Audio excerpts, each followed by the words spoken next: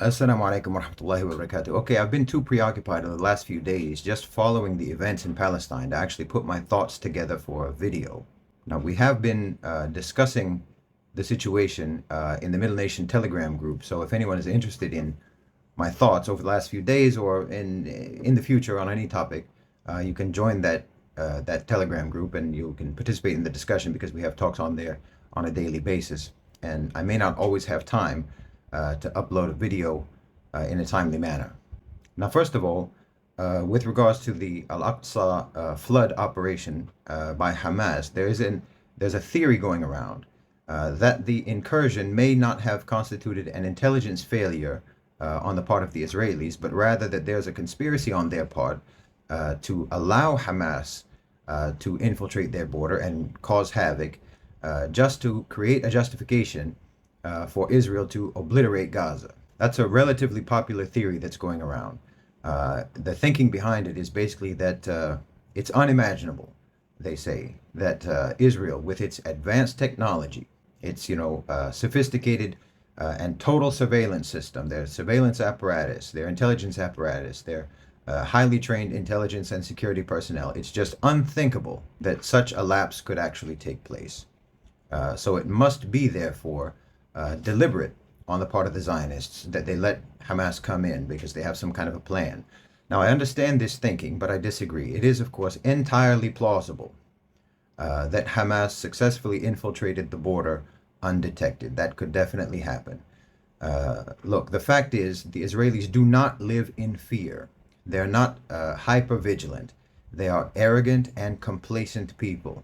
And many, if not most of them, particularly those who are in the military, are frankly dumb as a bag of hammers. So it's entirely possible that this could happen. I think we vastly underestimate their incompetence.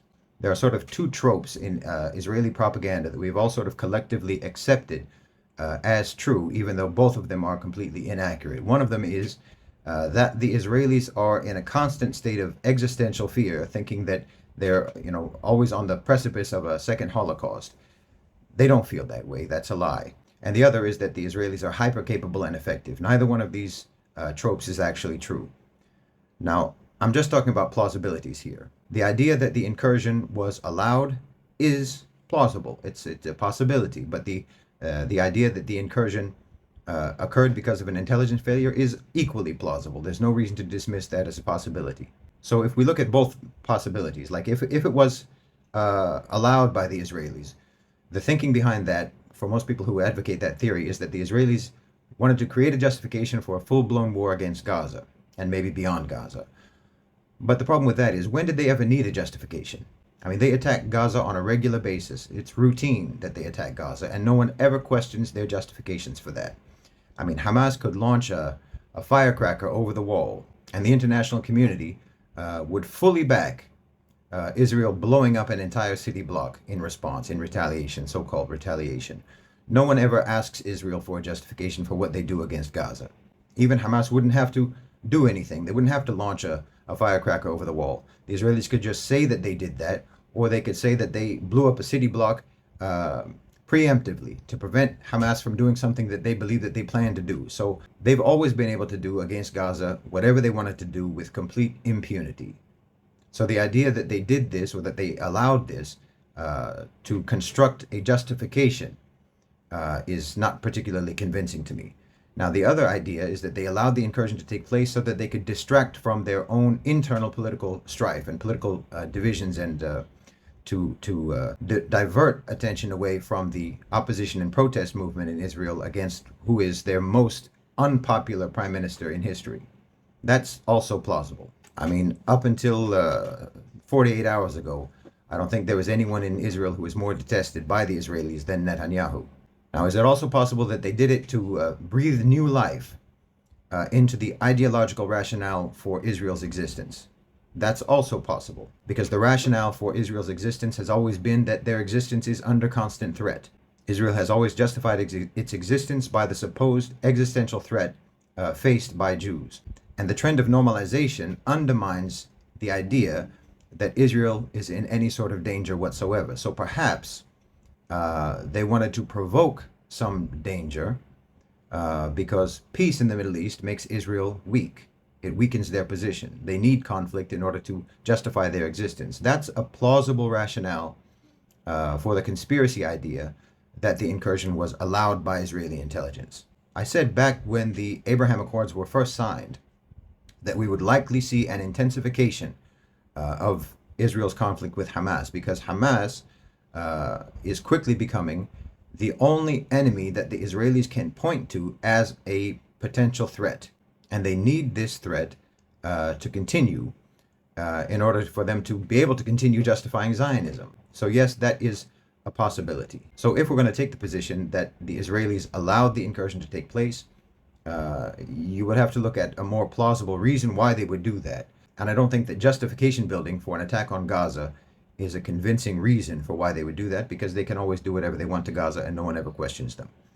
So there would have to be some other reason why they would do it. For example, to distract from their own political problems domestically, their political problems internally, the problems that Netanyahu's government is facing, with an unprecedented number of protests, in unprecedented size of protests against the government of Netanyahu. That would be a plausible reason. And another plausible reason would be that they just want to breathe new life into Zionism itself, because it is quickly losing its appeal. It's losing its rationale for why this ideology even makes sense in the 21st century. Now, another possible angle to this, if we're going to believe that they allowed the incursion, then it's possible that they would have allowed the incursion because they want to change the facts on the ground in advance or in the context of negotiating a normalization deal with the Saudis. Because the Saudis have said that the prerequisite for any normalization deal would be Israel returning to the 1967 borders and the creation of a Palestinian state. Now, typically, the Israelis, ahead of any negotiations, ahead of any settlement negotiations, the Israelis will typically seize land, intensify violence, and create new atrocities ahead of any negotiations, ahead of any bargaining, so that it changes what's being negotiated. They change the conditions so that the what is being negotiated is the new terms, the new situation, the new conditions. So if you have asked them to return to the 1967 borders, then they will advance beyond those borders even further where they are now, so that now you have to ask them to just return to the 2022 borders. If you want them to move 50 steps back, then they will advance 100 steps and then agree to move 50 back. So it looks like they made a concession when actually they've gained 50 steps. This is a tactic that they always do. It's a tactic for negotiations. Now, another angle is, as I have said before, Zionism is on its last legs. The relevance of Israel to the United States is diminishing. The pivot to the global south is shifting the paradigms of the global order, of the international order. And Israel wants to keep things the way they've always been, particularly dinosaurs like Netanyahu. So this is a last-ditch effort to hold on to the previous system.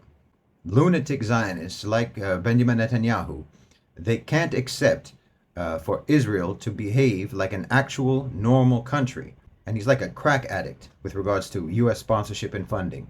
So perhaps, if you want to believe that they allowed this incursion, then perhaps it was to create a reason for Washington to not cut the umbilical cord.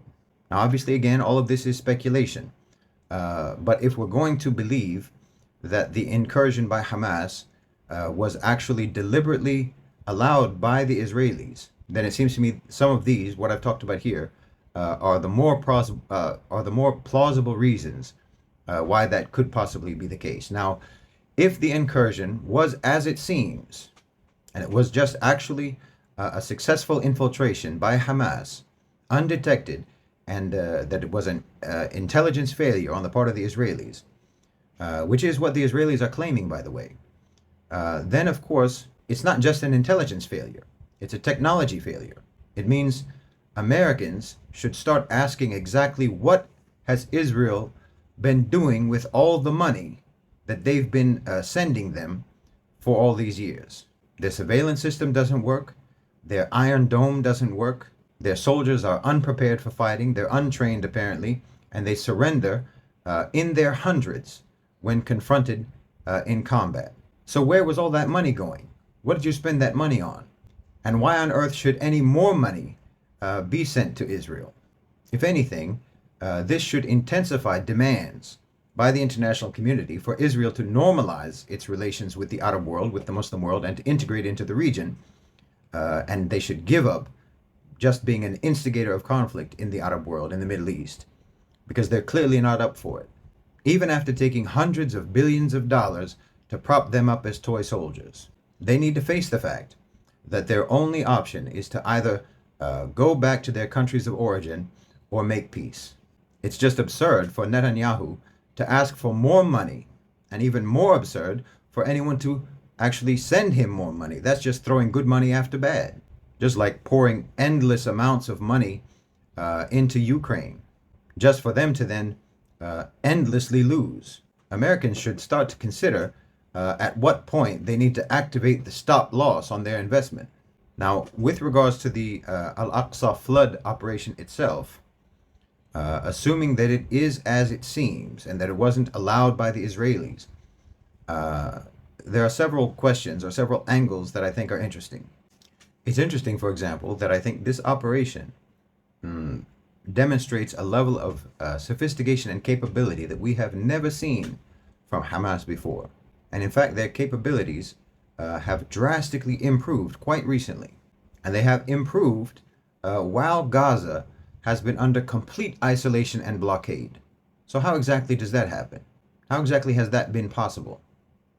Not only have weapons reached Gaza, weapons which, by the way, some of which are from Ukraine, some of which are from the weapons that were untracked and sent to Ukraine, supposedly to be used by them, but then redirected through the black market and reached Gaza, which was, of course, entirely predictable, which is what I've been saying all along, which is why they removed the clause from their Ukraine funding and Ukraine arming bills. They removed the clause for tracking those weapons precisely because the intention was for proliferation of those weapons. The intention was to make sure that those weapons reached all sorts of places and caused and armed all sorts of conflicts. So not only have weapons reached Gaza, but apparently training has reached Gaza. Either that means that Hamas fighters have been able to leave Gaza and receive training elsewhere, or it means that trainers have been able to infiltrate and be brought into Gaza to train Hamas fighters, or it means that trained fighters have entered Gaza. Because let's face it, the current generation of Hamas fighters have almost no experience whatsoever in guerrilla warfare. Yet somehow they have executed an incredibly effective operation that eclipses anything that they ever did before. Where did that expertise and ability come from?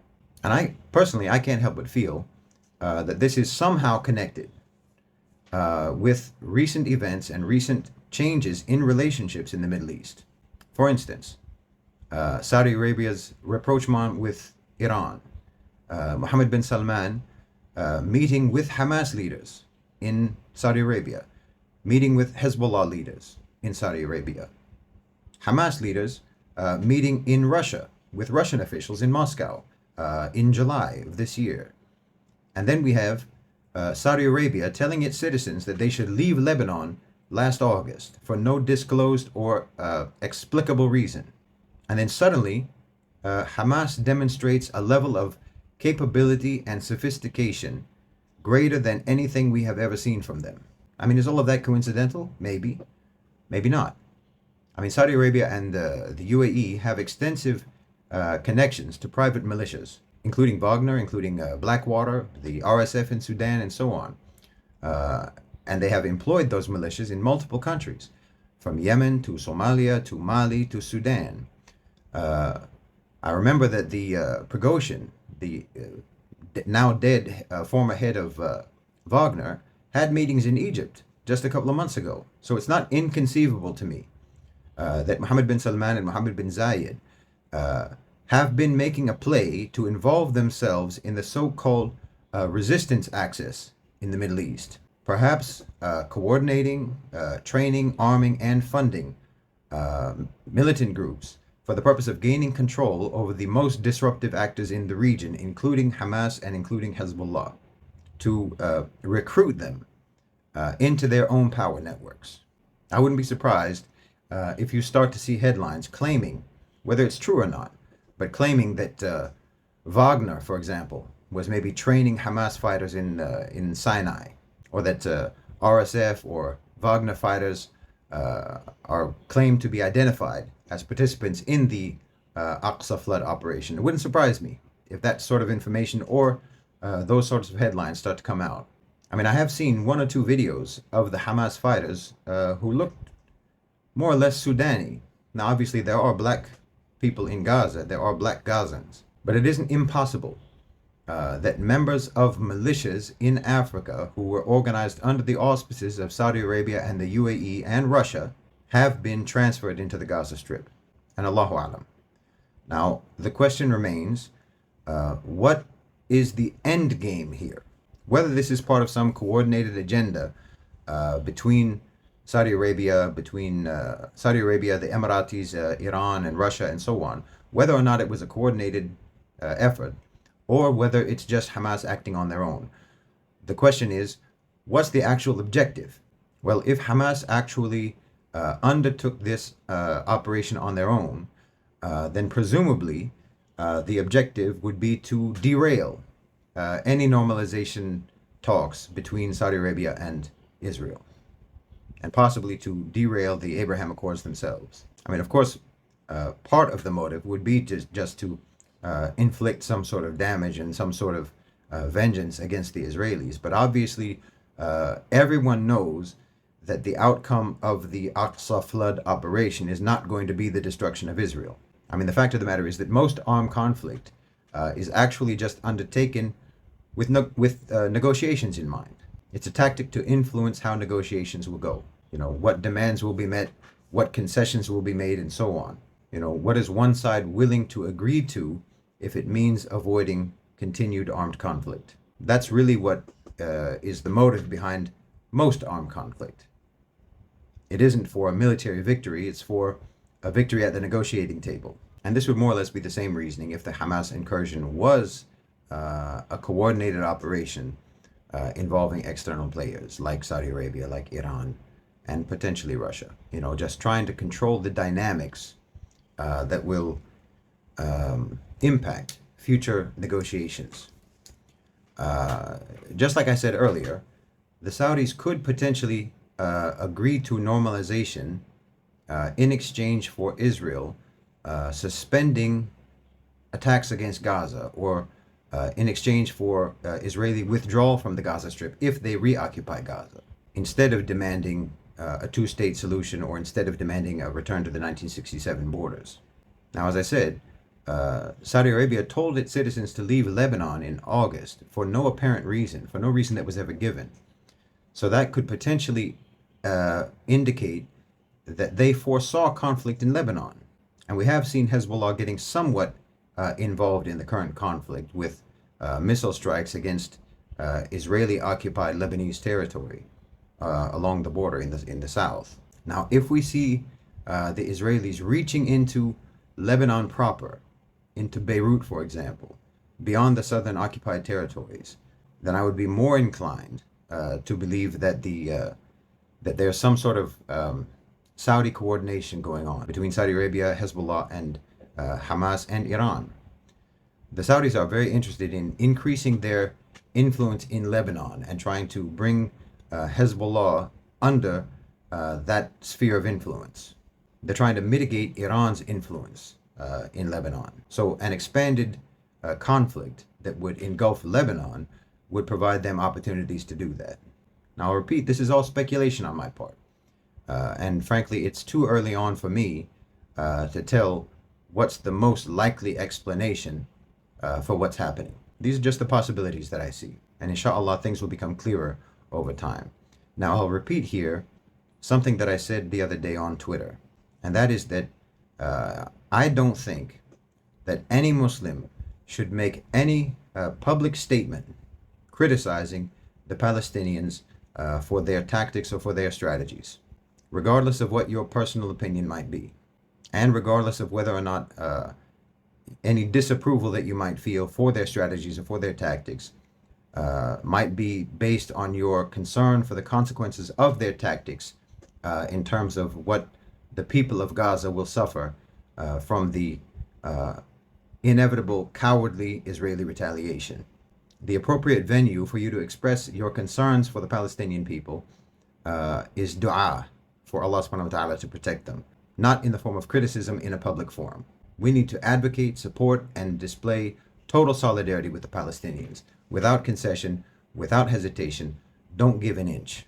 Now, that doesn't mean that you have to try to morally justify any wrongs that may be committed by the Palestinians in the midst of armed conflict, but it means not allowing any wrongs that they might commit in the midst of armed conflict to divert discourse away from the absolute moral justification that they have for their resistance. Jazakumullahu khairan wa assalamu alaikum.